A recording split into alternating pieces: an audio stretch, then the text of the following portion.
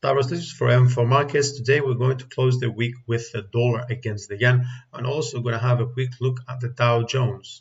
Now, when it comes to euro to dollar against the yen, we have actually recently managed to cross above this descending channel, which now brings into question on actually whether we are going to stay outside that sort of trend, which means we can continue higher with higher likelihood, or we're going to retrace back within, and of course, at least until we remain above 129.70 or so, continue further. Now, the way I see this, because I'm looking also at structural intricacies, look, we've also actually rejected the median line over here. So, due to this most probably being an actual wedge pattern or diagonal that perhaps at this particular stage of the trend is probably leading price action.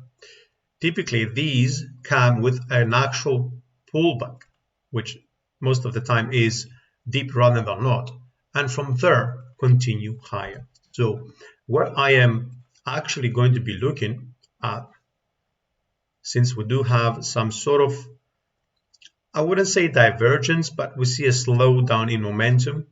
Momentum is flat while prices have gone up, so there is some sort of divergence there.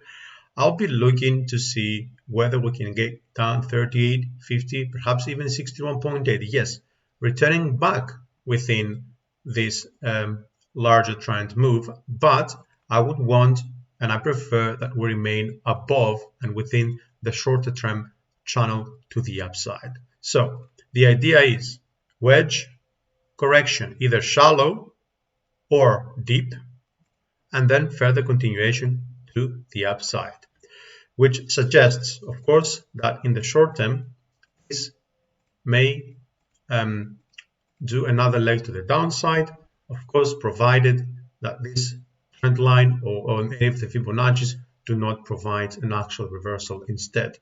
Now, when it comes to Dow Jones, this channel has been drawn here for a while, maybe it's a couple of weeks or so, and we talked about this move to the upside potentially reaching that high, and we actually just did the 34K handle. And after forming a very nice divergence signal, I would even say a double divergence signal, we started to descend.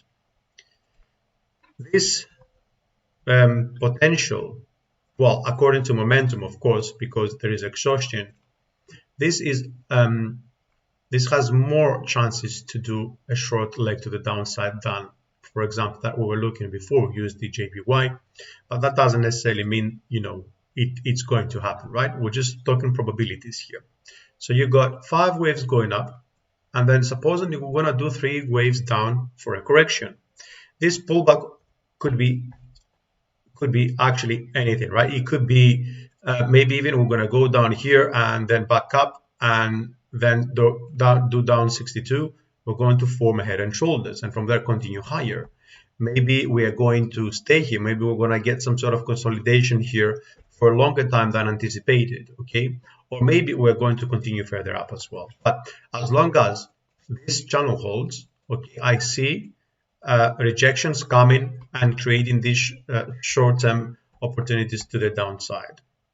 Now, we have come down to around 36, 33, 78 or so, 70, and we received rejection for now. But because we've already overlapped with that level, there is higher likelihood that any sort of bounce would or could continue to the downside as well. So 38 and 62, regardless of what this is, okay, is this going to be an area where we're going to have more clarity on whether this is going to perhaps continue up and then further down, or continue up, or continue down, then reverse, or continue further down.